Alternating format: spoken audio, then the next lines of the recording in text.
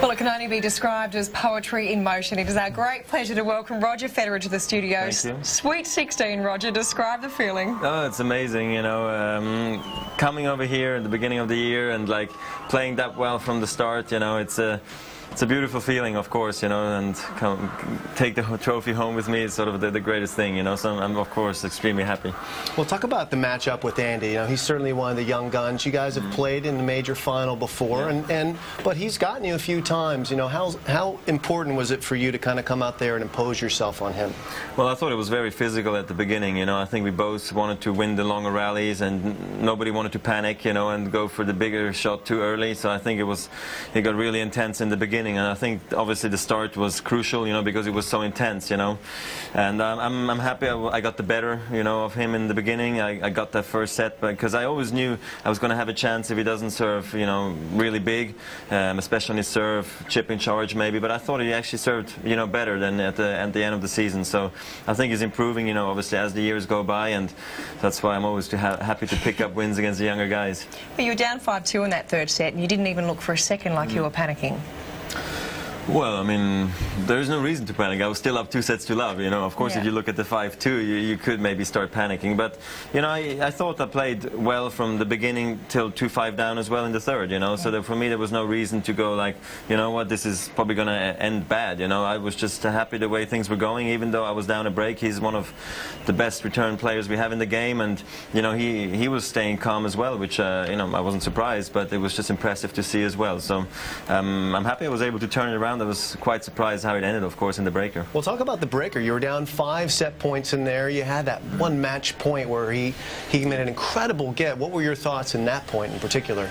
Well, I think that was the match point that ran around my backhand as well. And I crushed it, yeah, and I was like, okay, this is perfect. I got it lined up perfectly, and I saw he was standing so far back, so I was just like, you know what, I'll drop it. And he put his head down even. I saw it, and I was like, oh my God, I got him now, because putting his head up and then to play a pass is impossible. And I just hesitated for that split second, you know, because I think I could have volleyed it. But I was just like, this is thinking it's going out, and next thing you know, no, this is going in, and it was too late, you know. So that was a tough moment because matches have been lost this way in the past as well. What was your immediate reaction to that? Because you put your hand up like, oh, what did I do? Yeah. I was like, you know what, it's not too bad. I didn't lose a set yet. I'm still, you know, happy to be alive. I'm just not fair to think that way to everybody else. I'm always positive, you know. I always try to see the positive side, even though that could have cost me the match, the tournament. I already saw a bit of that as well, going like, oh my God. I was like, where's the trophy in the hand? And somebody just ripped it out of my hands. This is kind of how I felt as well, of course. Roger, we've been talking all day, waxing lyrical about your many, many records that you hold. What do you regard as your greatest achievement? I mean, I don't know. I mean, it's maybe the Grand Slam count, you know, obviously that's being at 16 now, already being at 15, having won all the different majors, that's beautiful, you know. I guess also the consistency I've shown, you know, because I wasn't famous at all for it. I used to come on tour, be quite a, you know, a guy who could beat the top guys, but not do it consistently, and then lose against a, you know, a guy ranked way lower than me just because the day wasn't the best one, because it was too windy maybe, you know. So for me to come through and be, I think, 237 weeks in a row at #1, for me, that's incredible, you know. And obviously then the semi-finals records and now the finals records, so many in a row.